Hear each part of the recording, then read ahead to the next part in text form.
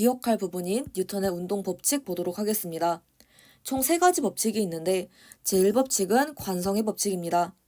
외부에서 힘을 가하지 않는 경우에는 정지에 있는 물체는 계속 정지, 운동한 물체는 등속도 운동, 즉 등속 직선 운동을 하고 싶어 한다는 겁니다. 그래서 운동 상태도 자기의 원래 상태를 유지하고 싶다라고 봐주시면 되고, 제2법칙은 가속도의 법칙입니다. F는 ma로 설명이 가능한데 얘는 힘의 크기는 질량의 크기와 가속도의 크기에 비례한다는 거고, 힘의 방향은 질량이 방향성이 없습니다. 그래서 가속도의 방향과 동일하다라고 봐주시면 됩니다. 제3법칙은 작용과 반작용의 법칙입니다. 모든 작용, 즉 어떠한 힘이 작용을 하면 항상 크기가 동일하고 방향이 반대인 또 다른 힘 반작용이 존재합니다. 근데 여기서 주의하실 부분이 관성력은 가상의 힘이라고 앞에서 했었습니다. 그래서 여기서 가상의 힘 이렇게 나와 있습니다.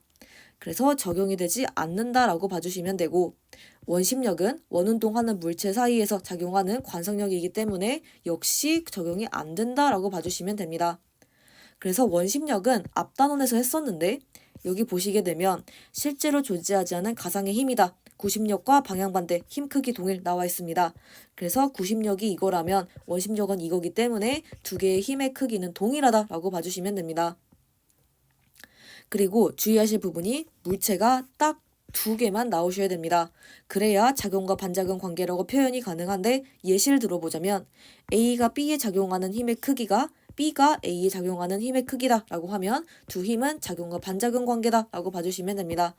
그래서 여기서 보면 A 나왔고 B 나왔습니다.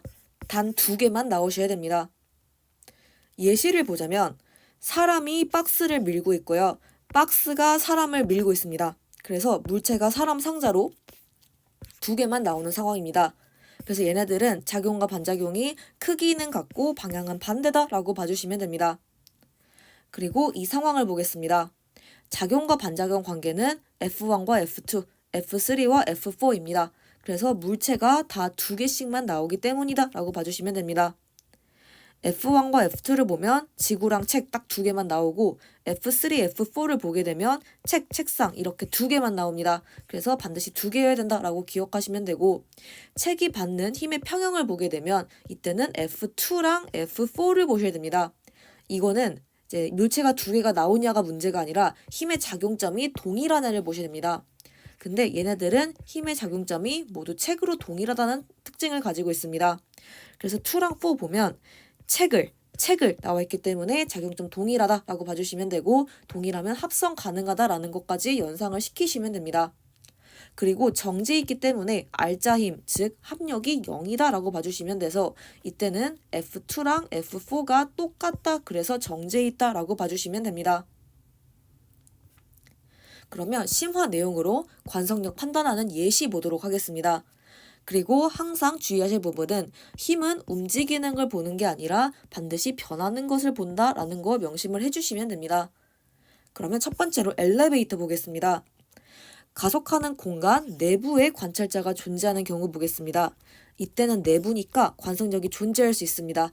그래서 엘리베이터의 속도가 아니라 속도에 변화가 있다면 중력과 관성력 모두 존재합니다. 근데 가속 운동하는 공간 외부에 관찰자가 존재하면 이때는 관성력 없습니다. 그래서 엘리베이터의 속도 변화 유무 관계없이 중력만 존재한다라고 봐주시면 됩니다. 네, 그래서 이 상황들 살펴보게 되면 몸무게가 일정한 경우에는 속도의 변화가 있으면 안 됩니다. 그래서 속력 일정, 그냥 뭐 아래쪽으로도 무조건 일정 이렇게 봐주시면 됩니다. 그래서 이렇게 2가지 상황인데 그래프를 그리자면 등속도 운동은, 즉 등속 직선 운동은 속도가 있는데 일정한 거, 정지는 속도 아예 없는 거 봐주시면 되는데, 여기서 VT 그래프에서 기울기는 가속도였습니다. 그래서 이 가속도가 0이다. 그래서 속도 변화 없으니까 그냥 mg만 작용 이렇게 봐주시면 됩니다. 근데 몸무게가 증가하는 경우는 위로 점점 빨라지거나 아니면 아래로 점점 느려지는 경우입니다. 그래서 이 아래로 점점 느려지는 거는 이 마이너스 값의 절대값이 점점 작아집니다. 그러다가 어느 순간 이 x축을 뚫어버리게 되면 속도가 이제 위로 생긴다라고 봐주시면 됩니다. 그래서 아래로 점점 느려지는 거는 절대값을 본다라는 걸 기억을 해주시면 되고요. 이때는 모두 기울기가 양수입니다. 그래서 이때는 몸무게가 증가한다라고 봐주시면 됩니다. 그리고 몸무게가 감소하는 상황 보도록 할 건데 이거는 위로 점점 느려지거나 아니면 아래로 점점 빨라지는 경우입니다.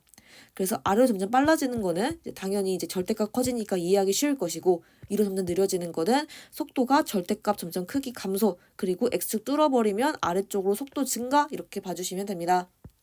둘 다 기울기가 음수입니다. 그래서 얘네들은 몸무게가 감소한다라고 봐주시면 됩니다. 그리고 버스 보겠습니다. 이 버스도 먼저 가속운동하는 공간 내부에 관찰자가 존재를 하게 된다면 관성력이 존재 가능해지기 때문에 버스의 속도 변화가 있으면 관성력이 존재합니다. 근데 가속운동하는 공간 외부에 관찰자가 존재하면 관성력이 없습니다. 그래서 버스의 속도 변화 유무와 관계없이 버스 내부에서 위치가 고정되어 있고 이 말은 버스와 항상 같은 속도로 이동한다라고 봐주시면 됩니다. 그래서 이거를 한번 이제 정리를 해보도록 하겠습니다. 만약에 버스 안에서 본 추의 운동을 보게 되면 이때는 관성력이 작용을 합니다. 지금 버스가 이렇게 힘을 주고 있기 때문에 힘과 이제 반대 방향인 관성력이 작용을 합니다. 당연히 크기는 동일해야 됩니다.